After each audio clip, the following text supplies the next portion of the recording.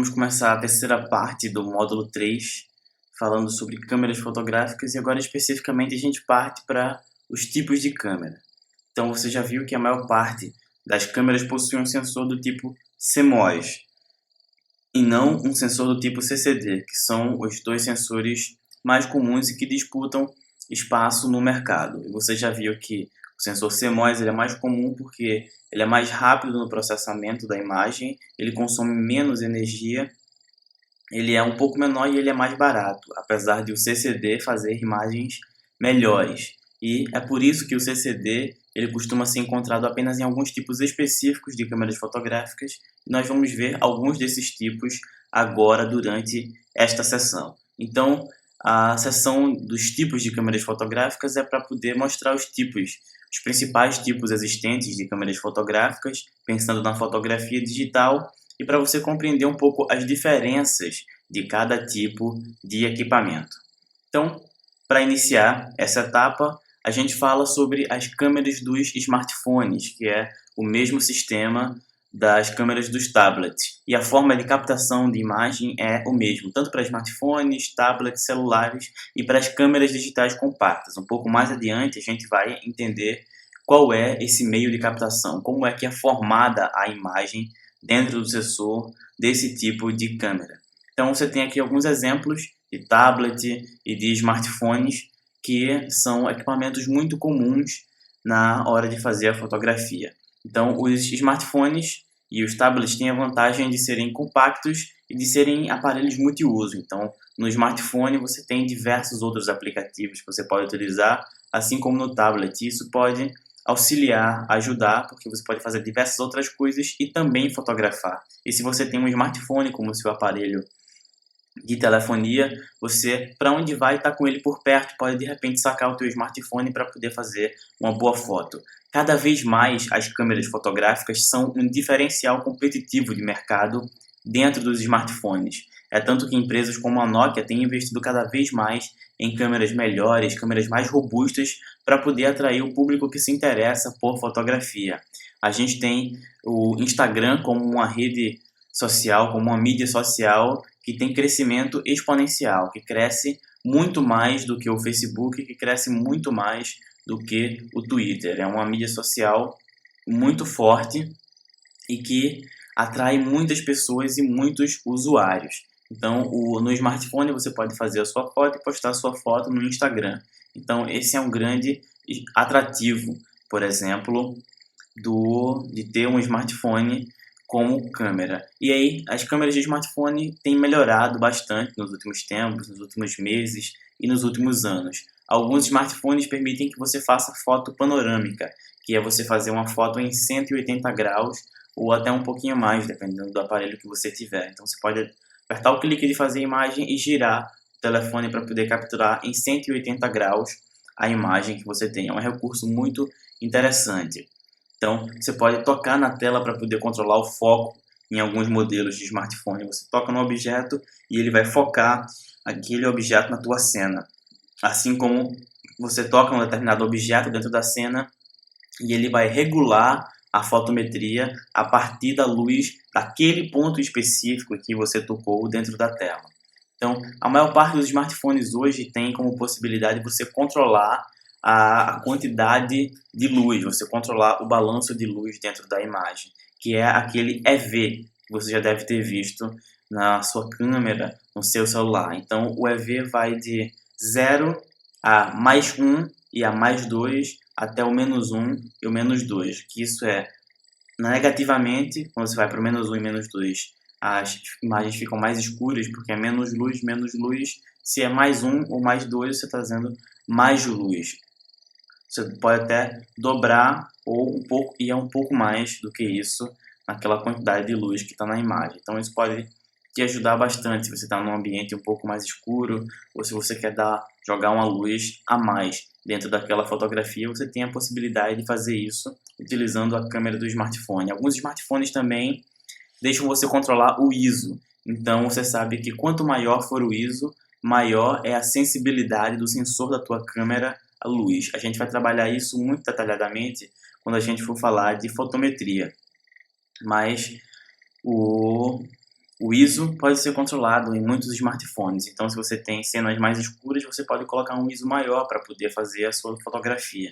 Então alguns recursos você já consegue configurar e personalizar nos smartphones, mas os smartphones são acoplados a outros aparelhos e justamente por serem parte de outros aparelhos não tem a câmera como o principal atrativo. Então o principal atrativo é muitas vezes o processamento do aparelho, processamento de aplicativos, processamento de imagem para jogos, para navegação na internet.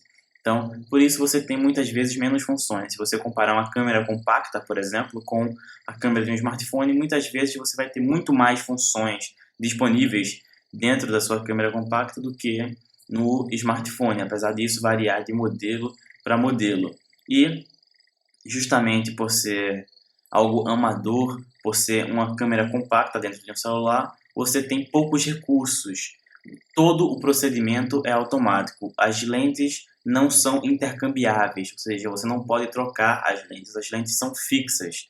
E muito do controle de profundidade, muitos dos outros recursos, a abertura do diafragma e a velocidade do obturador, por exemplo, são todas controladas automaticamente, você não tem controle manual. Então, o fotógrafo ou a fotógrafa não vai ter o domínio, o controle sobre os recursos ao fazer uma fotografia. Então, por exemplo, determinados recursos fotográficos você não vai conseguir utilizar porque você não tem um controle da velocidade do obturador, da abertura do diafragma, você não pode trocar as lentes. Apesar de hoje muitos acessórios já serem disponíveis para smartphones, principalmente para iPhone, existem lentes específicas, filtros, muitas coisas que podem ser utilizadas e que a gente vai ver um pouquinho mais, bem mais adiante, quando a gente for falar de acessórios para o seu equipamento fotográfico. Então, o princípio das câmeras dos smartphones e dos tablets é o mesmo princípio fotográfico, o mesmo princípio de captação que a gente vai ver já já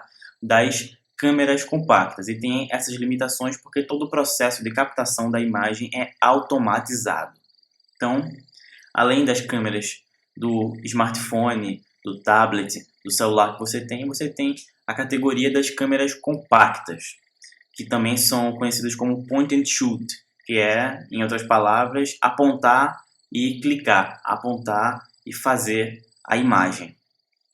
E elas são conhecidas assim porque é um pouco desse o conceito. Você utiliza uma câmera compacta para o uso mais doméstico, para um registro mais comum, geralmente pessoas amadoras que não têm muito contato com a fotografia, que utilizam a fotografia mais para um registro comum do que para fazer uma foto mais trabalhada, para ter um registro mais belo de família, por exemplo. Então é apontar e clicar, porque a câmera faz todo o trabalho por você. Ela é completamente automática, o que tem a vantagem, porque se você não compreende do universo fotográfico, você não sabe como mexer no equipamento, você não tem conhecimento de fotografia, vai ser simples fazer uma foto. Está lá no automático, mirou, clicou, a foto está feita. Por outro lado, se você tem mais conhecimento e quer fazer um tipo específico de fotografia, muitas vezes você não vai conseguir, porque você não tem como controlar manualmente a abertura do diafragma, a velocidade do obturador. O ISO você até tem como controlar, porque a grande maioria das câmeras digitais vai te possibilitar o controle do ISO, mas muitas vezes vai ser só isso que você vai poder fazer de manual. Todos os recursos são automatizados, assim como nos smartphones e tablets. E assim como neles, as lentes são fixas, ou seja, você não tem como trocar as lentes. Ela fica sempre fixa ali, você não tem como mexer, não pode utilizar lentes diferentes para poder obter efeitos fotográficos diferentes, por exemplo. Então, o fotógrafo não tem controle nenhum sobre aquilo que é fotografado, porque todo o processo é automatizado. E há algo comum que ocorre nas câmeras compactas pelo tipo de captação de imagem que a gente vai ver nos próximos slides, que é o erro de paralaxe. O erro de paralaxe é um erro muito comum que se fala na fotografia, que é, na verdade, uma diferença entre a imagem que é mostrada no seu visor e a imagem que está indo para o sensor da câmera. Essa diferença, na verdade, se dá muitas vezes por conta de uma diferença de ângulo da entrada de luz através das lentes para o sensor da imagem da câmera. Então, a imagem que você vê no visor não é exatamente a mesma imagem que vai ser gravada no sensor da imagem, que processada e salva no teu cartão de memória. Então, essa diferença por conta do ângulo de entrada de luz é chamada de erro de paralaxe. Então, isso vai acontecer em todas as câmeras compactas.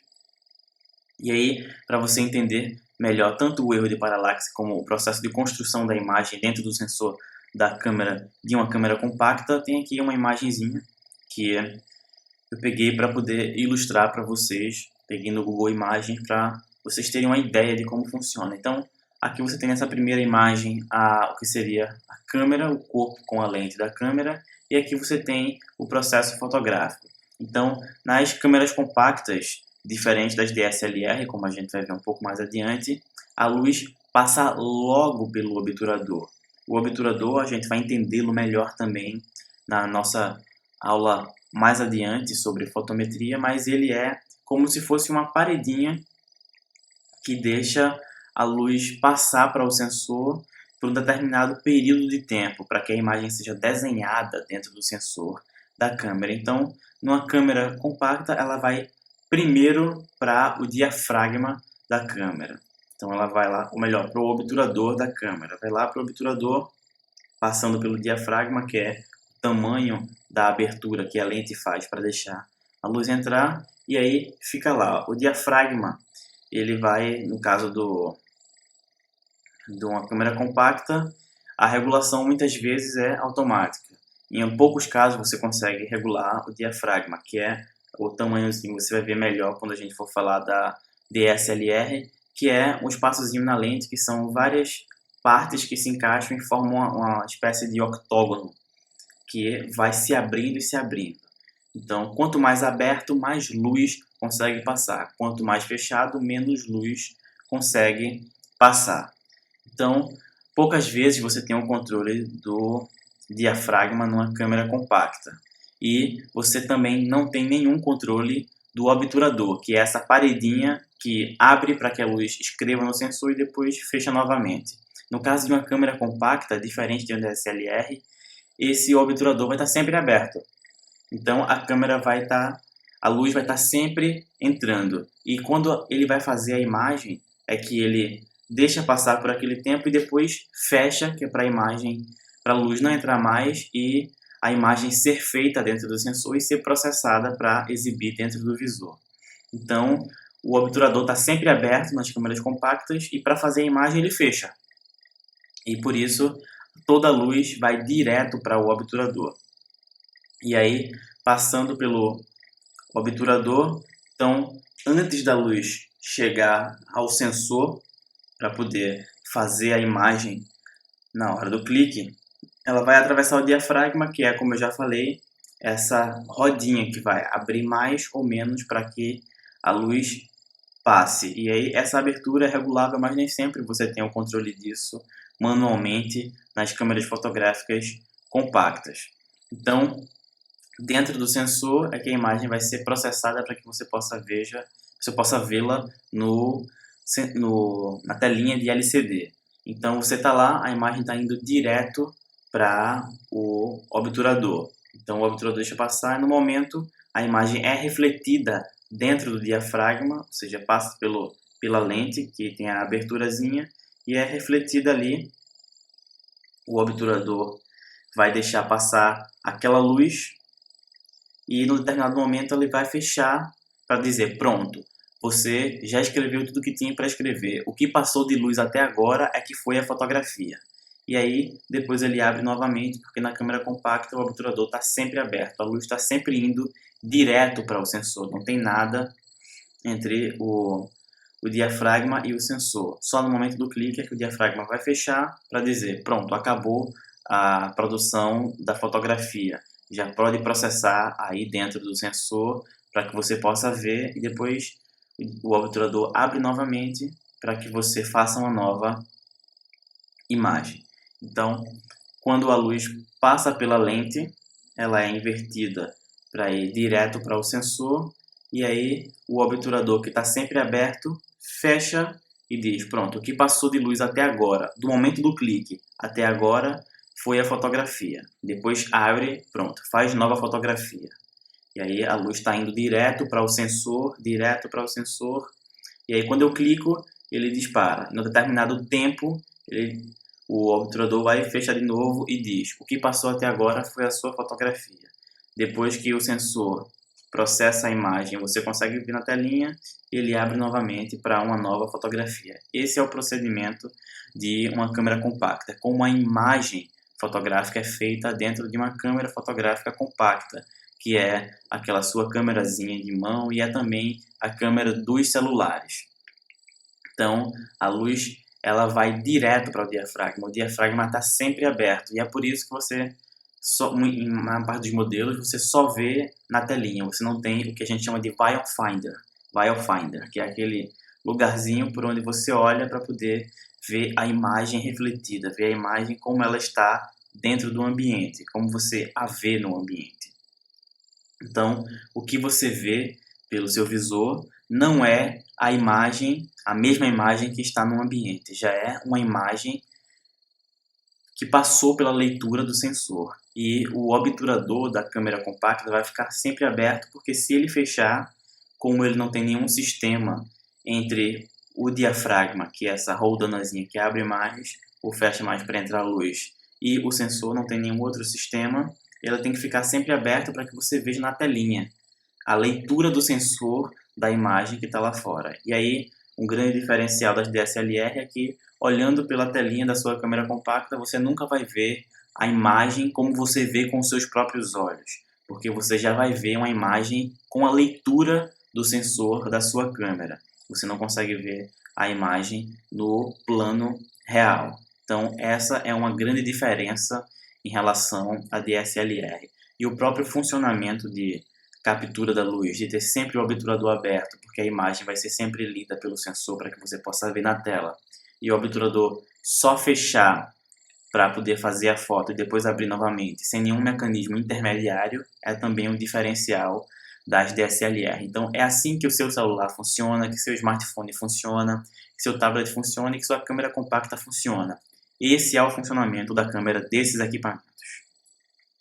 Agora, passando para as câmeras DSLR, que são popularmente conhecidas como as câmeras profissionais, e DSLRs significa Digital Single Lens Reflex, que são lentes reflexas, lentes únicas reflexas digitais, porque nesse caso você tem apenas uma lente, então é uma única lente reflexa. Reflexa porque tem várias camadas de vidro, de espelhos dentro das lentes, refletindo ali a luz para dentro do sensor da câmera. E o dele digital. Antes do digital você tem apenas SLR, que é Single Lens Reflex, que são lentes reflexas únicas. Agora você tem as DSLR, que são as câmeras de lentes reflexas únicas digitais. Então aqui você tem um exemplo, o modelo Canon 5D Mark II. E aí a gente parte para as diferenças e as características específicas de uma DSLR. Então, numa DSLR, você tem lentes intercambiáveis, ou seja, você tem o poder de mudar de lentes. Diferente de uma câmera compacta, onde a lente vai ser sempre a mesma, ela está colada ali, pregada no corpo da câmera. Numa DSLR, você vai ver, inclusive no momento da venda, muitas vezes em separado, vender só o corpo da câmera e você compra as lentes em separado. E cada lente vai ter um tipo específico de uso e ela vai ter uma especificidade. Para retratos, por exemplo, uma lente 50mm é excelente, porque ela é uma lente pequena, ela tem uma distância focal pequena, a distância entre a lente, entre o diafragma e o sensor é uma distância pequena, o que dá mais claridade, que dá para captar mais luz. A distância de foco de 50mm é mais ou menos como a gente enxerga as coisas. A lente de 50mm ela tem mais ou menos o poder de captura do olho humano. E uma lente de 50mm consegue fazer um efeito de desfoque lá atrás, consegue trabalhar melhor a profundidade de campo para que você consiga desfocar mais o objeto que está atrás do seu objeto favorecido, do seu objeto em destaque. Então, você tem um objeto à frente, você pega bastante nitidamente esse objeto da frente e atrás você pega bastante desfocado. Você consegue fazer bem o efeito de desfoque com a lente 50mm. E a lente 50mm, por conta dessas características, é uma lente muito recomendada para fazer retratos. E aí você tem vários outros tipos de lentes com diferentes distâncias focais. Você vai ter lentes com zoom, lentes sem zoom, e isso vai variar de acordo com o teu objetivo fotográfico, e a gente vai entender um pouco mais disso adiante também, quando a gente for falar de acessórios. Que lente utilizar para cada momento, assim como a gente quando for falar sobre efeitos fotográficos e técnicas. O que utilizar para cada momento. Então, o poder trocar de lentes é uma grande diferença da DSLR para uma câmera compacta, e é uma grande vantagem. Além disso, numa DSLR você pode utilizar uma série de acessórios, como por exemplo o grip, que é um suportezinho que você coloca embaixo para poder utilizar mais de uma bateria, ou para poder utilizar pilhas, para poder fazer a sua câmera ter mais energia por mais tempo. Você pode colocar parasol, que é um aparelhozinho que você coloca na sua lente, que é como se fosse um guarda-sol, que é para poder evitar a luz direta, para poder evitar o reflexo do sol inserindo diretamente na lente. Você pode colocar filtros na lente, como por exemplo um filtro de ultravioleta para poder filtrar mais os raios do sol. Você pode utilizar um filtro olho de peixe, como a gente chama, que é um filtro que você acopla na sua lente para poder ter uma imagem maior, uma imagem que faz esse movimento aqui para você ter um maior panorama da imagem. E o nome do filtro é olho de peixe justamente por conta do formato meio arredondado, circular do olho do peixe e da visão do peixe. Então, no DSLR você tem algumas funcionalidades automáticas, inclusive você pode fotografar tudo no automático como você faz com uma câmera compacta, mas, diferente das câmeras compactas, você também pode tornar todo o processo manual para poder obter o efeito que você quer, ter a luz da maneira que você quer, o foco da maneira que você quer, ter a velocidade que você quer para poder fazer determinados tipos de fotografia, a abertura do diafragma, a sensibilidade do sensor, que é o ISO. Então você tem controle total. O fotógrafo ou a fotógrafa tem controle total sobre a fotografia utilizando uma DSLR. Então as DSLRs comuns são as DSLRs conhecidas de pequeno formato, que é também uma linguagem que vem justamente da fotografia analógica, porque você tinha na fotografia analógica o tamanho dos filmes fotográficos que eram utilizados, e você tinha lá os filmes de 35mm, então que correspondem hoje ao que a gente tem um sensor full frame, que são os bons sensores CMOS que são utilizados na maior parte das câmeras DSLR de pequeno formato.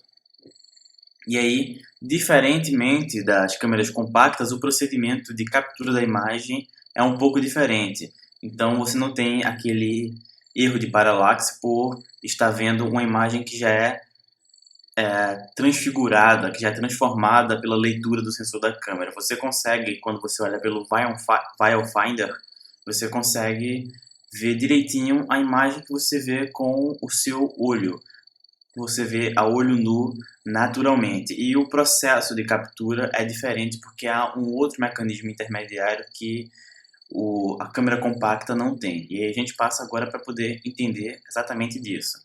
Então, diferentemente das câmeras compactas, que são as câmeras que você tem, aquelas câmeras pequenas, e das câmeras do seu celular, do seu smartphone, do seu tablet, o obturador de uma câmera DSLR não fica o tempo todo aberto, como é o caso de uma câmera compacta. Ele está sempre fechado, ele só abre realmente para poder deixar a luz passar durante aquele tempo específico para fazer a fotografia e depois fecha novamente.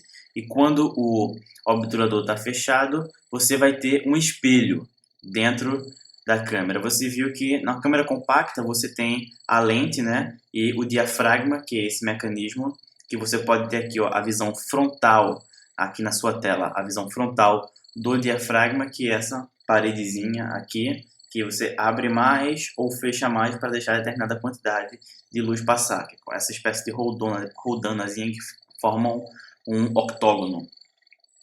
Então, você tem essa área que está na lente, passa pela lente, passa pelo diafragma, o diafragma fica dentro da lente da sua câmera, a lente que é também chamada de objetiva. Então, a luz passa pelos espelhos da lente, passa pelo diafragma e dentro do corpo da câmera ela vai bater em um espelho que fica em diagonal. É o espelho diagonal, como a gente chama. Bate dentro do espelho e dentro do espelho reflete para cima. E acima do espelho diagonal, que fica dentro do corpo da sua câmera DSLR, vai ter um pentaprisma.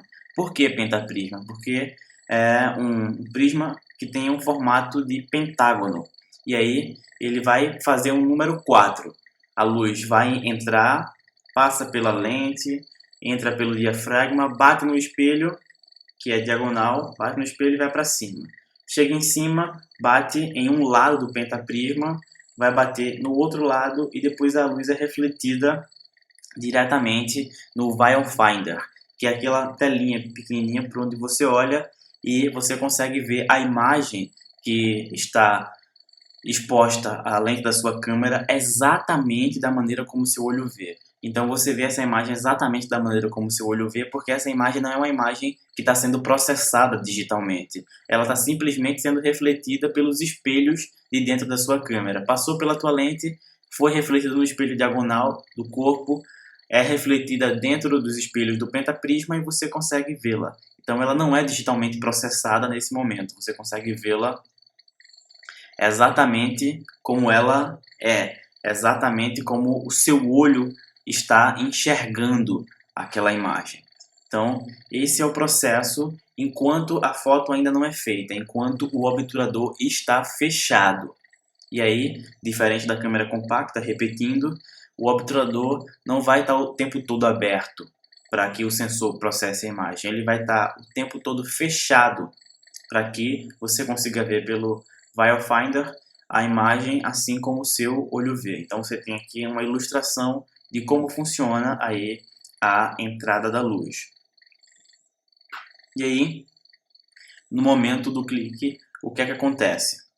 Quando você aciona o botão de fazer o clique da imagem, então uma molazinha é acionada, levanta o espelho e abre o diafragma. Esse espelho vai abrir o diafragma e aí a luz que está entrando pela tua lente, passando pelo diafragma, o obturador aqui ó, já subiu junto com o espelhinho subiu com o obturador e a luz agora vai direto para o sensor da tua câmera. E aí o obturador fica aberto por um determinado tempo, por um tempo específico que você vai programar e você vai entender um pouco mais desse tempo quando a gente falar mais densamente de fotometria. E aí depois o espelho baixa, o obturador baixa e fecha novamente. Então nesse momento, enquanto o obturador está aberto, escrevendo a imagem, o obturador fecha, pronto. O que entrou de luz até aqui no sensor foi a imagem. Então, percebe a diferença? Numa câmera compacta, quando você dá o clique, o obturador já está aberto. E aí ele fecha só para dizer, pronto, do momento do clique até aqui foi a imagem. Depois ele abre novamente, para que você possa ver na telinha a imagem que já é digitalmente processada. Numa DSLR é diferente.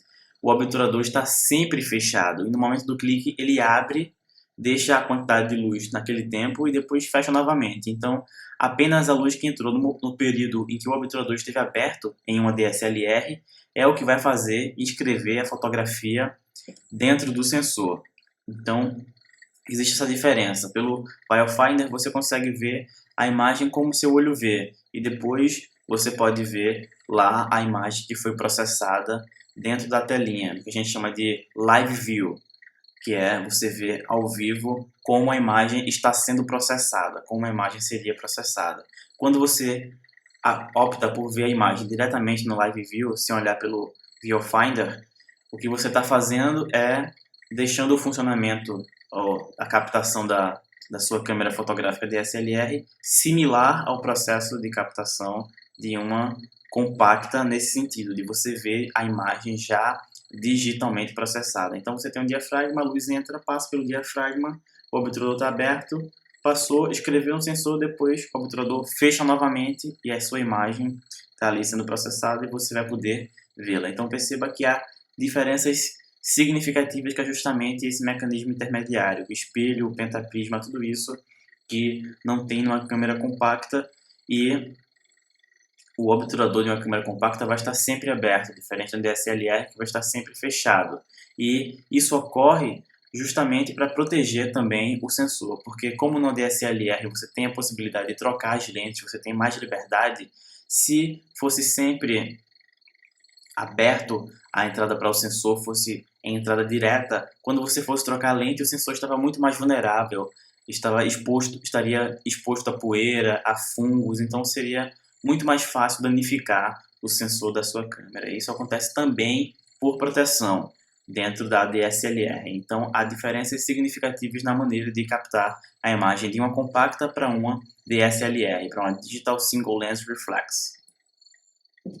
E aí, depois das DSLRs de pequeno porte, que a gente acabou de ver, que é provavelmente o que você vai utilizar durante toda a sua carreira fotográfica, como entusiasta, como amador, como amadora, como profissional mesmo, você vai utilizar das compactas até as DSLRs de pequeno formato, porque para praticamente tudo que você precisar, você vai conseguir fazer com a DSLR de pequeno formato.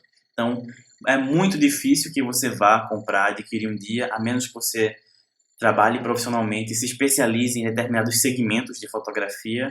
É muito difícil que você utilize um tipo de equipamento que não seja uma DSLR compacta. Mas eu vou trazer também esses outros modelos para que você conheça, tenha uma noção e que possa saber para que servem, caso um dia queira se interessar e procurar saber mais a respeito sobre esses outros tipos de equipamento. Então a gente tem as DSLRs de pequeno formato, que são as comuns, que são as que os fotógrafos profissionais que fazem eventos, que trabalham com fotojornalismo, que fazem fotos de paisagens, fazem fotos comuns no dia a dia mesmo, vão utilizar.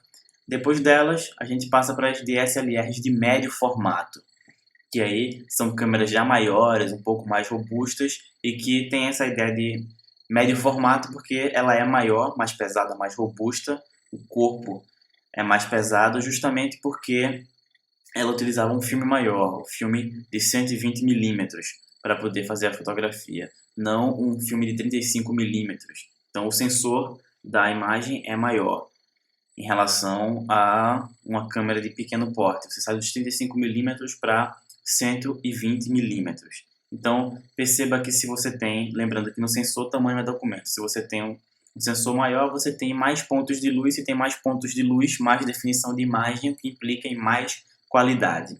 Então, as câmeras DSLR de médio formato vão ter maior qualidade de imagem, vão ter dimensões maiores, você vai conseguir fazer fotos maiores mantendo um padrão de qualidade e excelência por conta do maior número de pontos de luz dentro dessa imagem que é captada. Você vai ter mais diferenciação tonal por conta da maior quantidade de pontos de luz também, e o maior uso das câmeras DSLR de médio porte vai ser o uso publicitário. É uma câmera que é utilizada praticamente somente em estúdio, e aí poucas câmeras DSLR de médio formato têm o processamento para salvar em um cartão de memória, por exemplo. A maior parte é processada já em um computador, porque são imagens muito mais robustas, muito mais pesadas. E elas são de uso publicitário, porque geralmente quando você precisa fazer uma imagem muito grande, de banners gigantescos, por exemplo, você vai precisar de uma câmera que consiga fazer uma imagem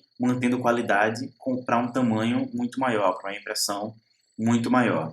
E aí as impressões de médio formato vão ser utilizadas principalmente com esse fim, com o fim publicitário, por conta dessas características dela. Elas são pesadas e volumosas e tem o TTL, que é um mecanismo que é o through the lens, que é através das lentes, que boa parte das câmeras, inclusive algumas de pequeno porte, já tem hoje. Muitas câmeras de pequeno porte têm esse recurso que é a medição da luz, a medição da fotometria. O fotômetro vai conseguir medir a luz do que vem através das lentes e não medir a luz que é externa, não medir a luz ambiente. A medição da luz do fotômetro da sua câmera vai ser apenas da luz que atravessa as lentes. E algumas câmeras compactas têm um recurso, e as câmeras de médio porte com certeza têm esse recurso, que é o travamento da exposição, que é você, a parte dessa fotometragem, você ter também um fotômetro externo sincronizado para poder medir aquela luz que vem para lá, e você pode fazer um flash. antes do momento do clique, para que você possa travar aquela exposição. Por exemplo, você tem uma luz, o flash faz a luz e você trava a, a exposição dentro daquela imagem. Você está dizendo para a câmera, viu essa luz agora que saiu do flash? Eu quero que você faça a fotometragem, que você regule a medição de luz a partir dessa luz aqui. Então, mesmo depois do flash, aquela mecanismo está travado ali. Então, a câmera vai medir a luz apenas a partir daquela luz que entrou pela lente naquele determinado momento. Você consegue travar ali. E isso pode te ajudar para fotos com luz atrás, que você vai utilizar uma lâmpada externa, quando você vai utilizar um flash na luz. Para o uso do flash, principalmente o flash criativo e o flash de estúdio, é muito importante, porque você consegue deixar a câmera pré-programada para medir a luz naquela luz que vai ser incidida no momento do flash. Então, o through the lens, esse mecanismo de medir apenas o que passa pela lente, é muito importante, junto do travamento da exposição. Então, todas as câmeras de médio formato vão ter esse travamento de exposição, que é você conseguir medir a luz que passa através da lente e você conseguir fazer uma medição prévia, você fazer uma pré-programação da luz a partir, você joga uma luz no objeto e diz, trava aqui na medição dessa luz. E aí, depois você pode utilizar aquela luz em ângulos diferentes, a câmera vai estar pré-programada para fazer a fotometragem a partir daquela luz, o que é muito interessante para a fotografia publicitária, a fotografia de estúdio. Além das questões do tamanho da própria imagem e da qualidade para poder acompanhar esse tamanho. E aí, saindo das câmeras de lente única, a gente passa para as câmeras de lentes duplas ou câmeras de lentes gêmeas, que são as TLRs, que são a Twin Lens Reflex, que são lentes reflexivas duplas ou lentes reflexivas gêmeas, que são também conhecidas como câmeras binoculares. A gente já tem inclusive câmeras binoculares digitais. Aqui a gente tem uma imagem da Rolleiflex, que foi a mais famosa câmera de lentes duplas, a câmera binocular mais famosa do mundo. Então tem inclusive músicas, uma música de Tom Jobim que fala justamente sobre a Rolleiflex, que você pode ouvir nesse link que eu estou deixando aqui nos slides. Você pode copiar e colar, você pode ir nos slides e clicar no link para poder assistir. Então o link já vai te direcionar para um vídeo que é de João Gilberto interpretando uma composição de Tom Jobim, que é desafinado, e justamente no tempo em que ele cita o trecho da Rolleiflex, que é: "Eu fotografei você na minha Rolleiflex, revelou-se a sua enorme ingratidão". Então, a Rolleiflex é famosa, ela tem esse aspecto vintage, fala muito ao coração de diversas pessoas, muita gente tem tatuada uma Rolleiflex, quem é apaixonado por fotografia, e ela é um grande símbolo, um marco histórico, principalmente porque na época em que a Rolleiflex foi desenvolvida, foi fabricada, havia um grande problema com o processamento das imagens analógicas à época e havia muita dificuldade de processar a imagem, de fazer a imagem, de conseguir captá-la da melhor forma possível. E a Rolleiflex deu a possibilidade, pelas duas lentes, de você conseguir ver a imagem que estava exposta, de você conseguir controlar na outra lente a imagem que seria captada lá para a parede química, para o filme fotográfico. Então, ela foi muito importante porque ela conseguiu dar celeridade ao processo fotográfico e conseguiu sanar algumas dificuldades mecânicas das câmeras SLR da época, que na época eram SLR, não tinham D porque não eram digitais. Então, as câmeras TLR, as Twin Lens Reflex, usam duas lentes, e aí uma das lentes é para o visor, como você pode ver na imagem, você via por cima, então você olhava aqui para cima, para a câmera, e era aquele mesmo princípio do espelho, a imagem entrava pela lente de cima, batia no espelho e refletia aqui para cima, para você poder olhar de cima a imagem como é que estava. Você via como se fosse o viewfinder. Você olha de cima porque dentro da Rolleiflex não tinha o pentaprisma, então você precisava olhar de cima para conseguir ver a imagem.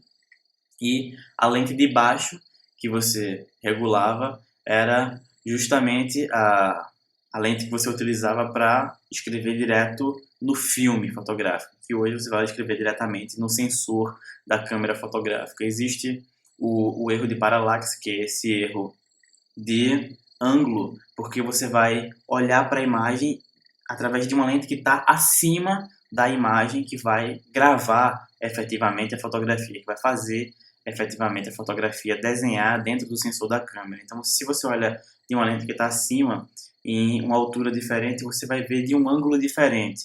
Então, se você vê de um ângulo diferente, há esse erro de paralaxe, que é justamente um erro do ângulo, do tamanho, da altura de visão da imagem que você vê e da imagem que é processada, que é escrita dentro do sensor. Então, por isso existe também o erro de paralaxe dentro das câmeras Twin Lens Reflex, como é o caso da Rolleiflex, que há hoje espécies de réplicas da Rolleiflex em formato digital que você pode encontrar no mercado. E esse é o procedimento, é o processo de como é capturada a imagem dentro dela. Além das imagens feitas com as TLRs, com as DSLRs de pequeno formato e com as DSLRs de médio formato, a gente tem o que é conhecido como bancos ópticos, que são as câmeras de grande formato. Então, aqui você tem uma câmera de grande formato contemporânea, que tem essa sanfoninha, né? Ela é uma câmera gigantesca, é uma câmera enorme, e essa sanfona dá até a impressão de uma câmera antiga, mas ela é uma câmera bastante atual. Ela é uma câmera de grande formato, porque ela, além de ser uma câmera muito grande e muito pesada, que são difíceis de manusear, você não consegue, por exemplo, como você faz com a DSLR, colocar aqui no rosto, regular a foto e fazer o clique.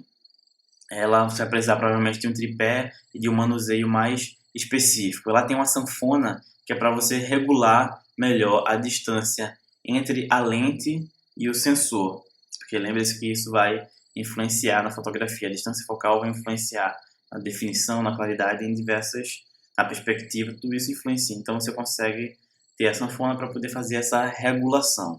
Então elas têm uma qualidade excepcional, muito maior do que as câmeras de médio formato. Pelas características das câmeras de grande formato, elas captam muito mais pontos de luz, muito mais diferenciação tonal, muito mais contraste, muito mais sombra, e elas conseguem reproduzir um ambiente com muito mais fidelidade, sem nenhum jogo de perspectiva ou de profundidade. Você consegue captar a imagem mais real com uma câmera de grande formato. Então, elas são de grande formato porque os filmes, por exemplo, a gente viu de 35mm, 120mm, os filmes fotográficos que eram utilizados nas câmeras analógicas de grande formato estavam na ordem de centímetros, de polegadas, 8 por 10, por exemplo. Então, era um filme só que você colocava, enorme, para poder conseguir ter uma imagem maior quando ela fosse revelada.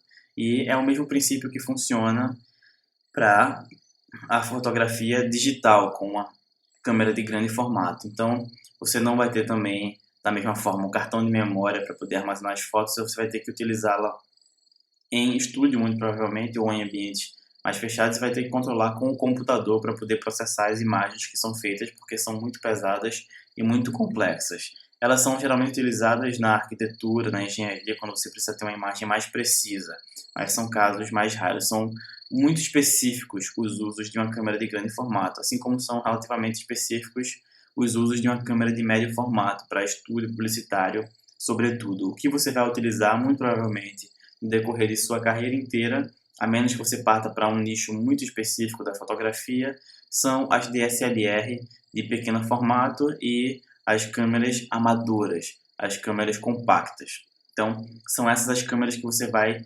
utilizar no seu dia a dia. Mas para ter um panorama do que existe disponível e qual a especificidade de cada tipo de equipamento, a gente vê também esses outros tipos de câmeras que estão disponíveis.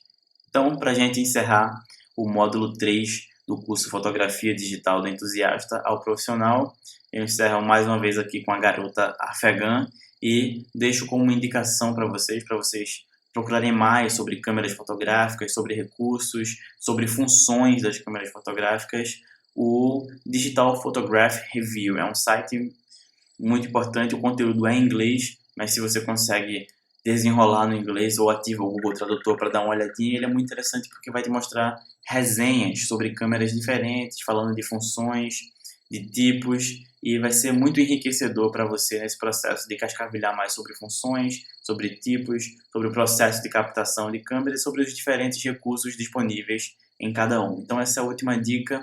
Agradeço a você por essa aula e na próxima a gente se encontra no módulo 4 para poder mergulhar um pouco mais no universo da fotografia digital.